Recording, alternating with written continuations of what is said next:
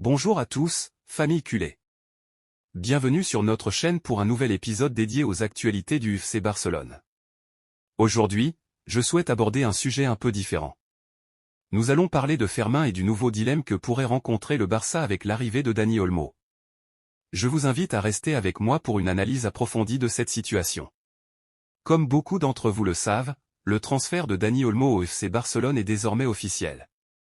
C'est une nouvelle qui a suscité beaucoup de discussions et de spéculations. Dani Olmo est un joueur talentueux, mais il se trouve que son arrivée au club soulève des questions importantes, notamment en ce qui concerne la position qu'il occupera et l'impact potentiel sur d'autres joueurs, en particulier Fermin.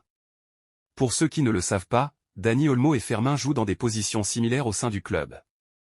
J'ai exprimé mon avis dès l'annonce du transfert, et je dois dire que je suis inquiet pour l'avenir de Fermin.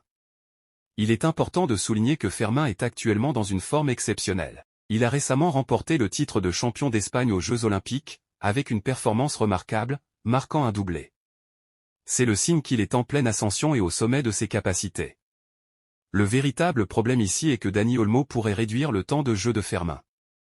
Ce dernier est actuellement dans une période très importante de sa carrière, et il est crucial pour lui de continuer à jouer régulièrement pour maintenir son niveau élevé et progresser. Dani Olmo, bien qu'il soit un joueur de qualité, arrive à un moment où Fermin est en pleine forme, et cela pourrait compliquer les choses. Je pense que le FC Barcelone a peut-être fait une erreur en recrutant Dani Olmo, surtout dans le contexte actuel.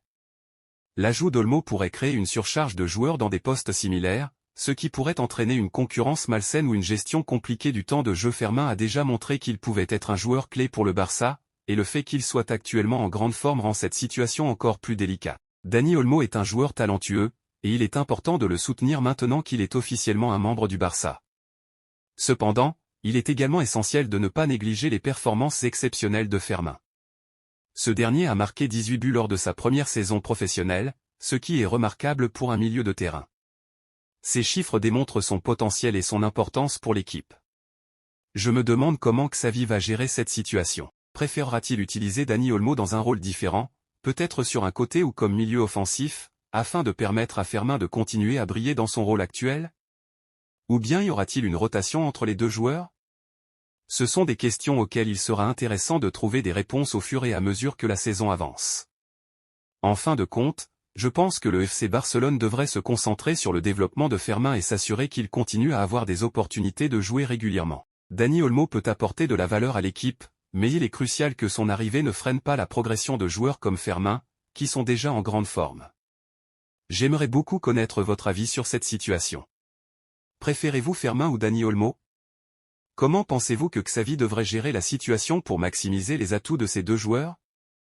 Laissez vos commentaires ci-dessous pour partager vos pensées et vos idées. Merci d'avoir regardé la vidéo, n'oubliez pas de vous abonner à la chaîne pour plus de contenu, et je vous dis à très bientôt pour de nouvelles actualités du Barça. Visca Barça.